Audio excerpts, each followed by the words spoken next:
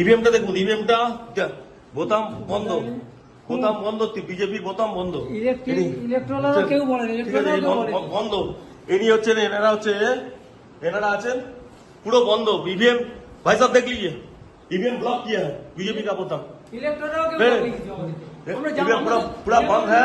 ऐसे ऐसे वोट चल रहा है, ऐसे वोट चल रहा है बीजेपी का। अब हटाइए, हटाइए ऐसे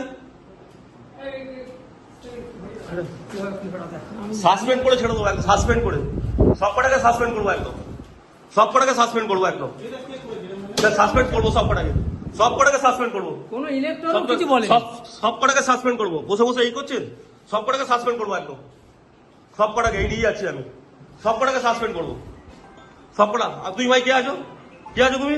তুমি এখানে কি করছো? এই অ্যারেস্ট করুন, অ্যারেস্ট করুন, অ্যারেস্ট করুন, কি করছে?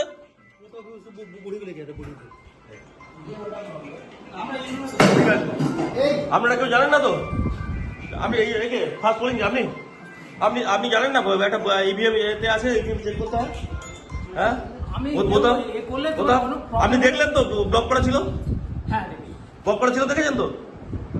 আপনারা দেখেছেন সবাই? ব্লক করা ছিল, ব্লক করা ছিল, দেখেছেন তো? দেখেছেন তো? ঠিক আছে, ঠিক আছে, দেখেছেন। আপনি আসুন, এদিকে আসুন, আসুন, দেখুন 3 নম্বর বোতামটা ব্লক করা আছে কিনা। ব্লক করা আছে তো? ব্লক করা আছে তো? 3 নম্বর ব্লক করা আছে তো?